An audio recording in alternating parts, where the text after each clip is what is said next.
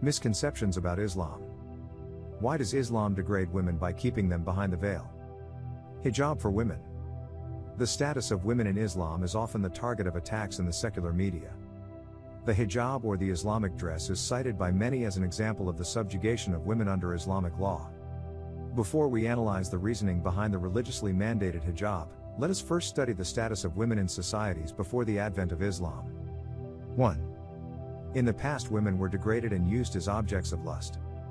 The following examples from history amply illustrate the fact that the status of women in earlier civilizations was very low to the extent that they were denied basic human dignity.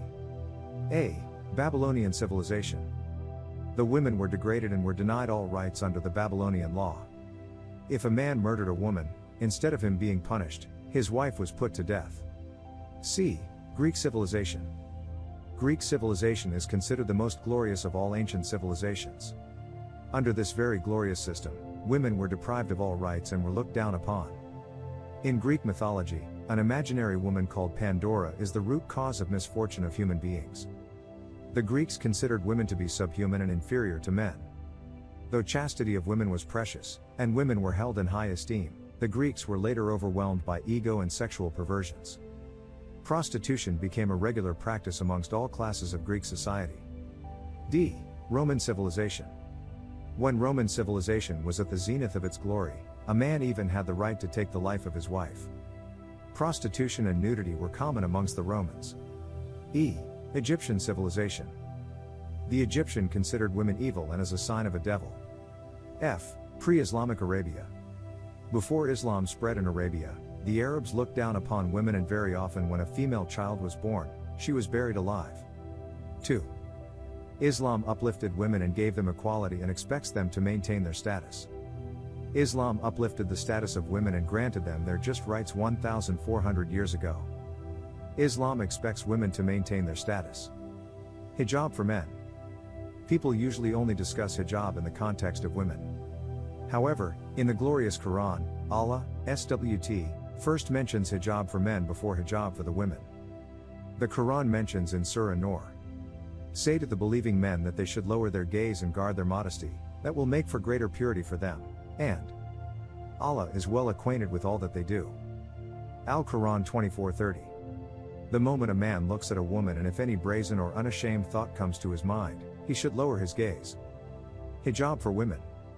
The next verse of Surah Nur says, "And say to the believing women that they should lower their gaze and guard their modesty, that they should not display their beauty and ornaments except what must ordinarily appear thereof, that they should draw veils over their bosoms and not display their beauty except to their husbands, their fathers, their husbands' fathers, their sons."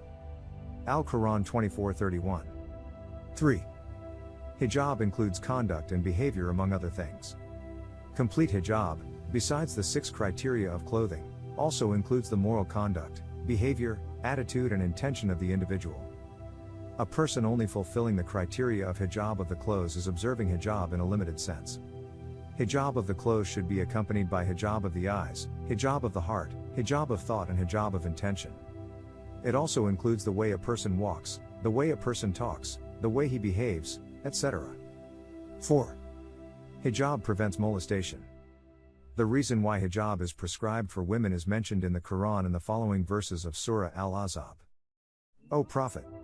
Tell thy wives and daughters, and the believing women that they should cast their outer garments over their persons, when abroad, that is most convenient, that they should be known, as such, and not molested.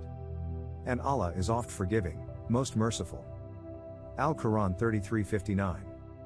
The Quran says that hijab has been prescribed for the women so that they are recognized as modest women, and this will also prevent them from being molested. 5. Example of twin sisters. Suppose 2 sisters who are twins, and who are equally beautiful, walk down the street. One of them is attired in the Islamic hijab, i.e. the complete body is covered, except for the face and the hands up to the wrists. The other sister is wearing Western clothes, a mini skirt or shorts. Just around the corner there is a hooligan or ruffian who is waiting for a catch, to tease a girl. Whom will he tease? The girl wearing the Islamic hijab or the girl wearing the skirt or the mini? Naturally he will tease the girl wearing the skirt or the mini. Such dresses are an indirect invitation to the opposite sex for teasing and molestation. The Quran rightly says that hijab prevents women from being molested. 6. Capital punishment for the rapists. Under the Islamic Sharia, a man convicted of having raped a woman is given capital punishment. Many are astonished at this harsh sentence. Some even say that Islam is a ruthless, barbaric religion. I have asked a simple question to hundreds of non-Muslim men. Suppose, God forbid, someone rapes your wife, your mother or your sister. You are made the judge and the rapist is brought in front of you. What punishment would you give him? All of them said they would put him to death. Some went to the extent of saying they would torture him to death. To them I ask, if someone rapes your wife or your mother, you want to put him to death. But if the same crime is committed on somebody else's wife or daughter, you say capital punishment is barbaric. Why should there be double standards? 7. Western society falsely claims to have uplifted women. Western talk of women's liberalization is nothing but a disguised form of exploitation of her body, degradation of her soul, and deprivation of her honor. Western society claims to have uplifted women. On the contrary, it has actually degraded them to the status of concubines, mistresses and society butterflies who are mere tools in the hands of pleasure seekers and sex marketers, hidden behind the colorful screen of art and culture. 8. USA has one of the highest rates of rape. United States of America is supposed to be one of the most advanced countries of the world. It also has one of the highest rates of rape in any country in the world. According to a FBI report, in the year 1990, every day on an average 1756 cases of rape were committed in USA alone. Later another report said that on an average every day 1900 cases of rapes are committed in USA. The year was not mentioned. Maybe it was 1992 or 1993. Maybe the Americans got bolder in the following years. Consider a scenario where the Islamic hijab is followed in America. Whenever a man looks at a woman and any brazen or unashamed thought comes to his mind, he lowers his gaze. Every woman wears the Islamic hijab, that is, the complete body is covered except the face and the hands up to the wrist. After this, if any man commits rape, he is given capital punishment. I ask you, in such a scenario, will the rate of rape in America increase, will it remain the same, or will it decrease?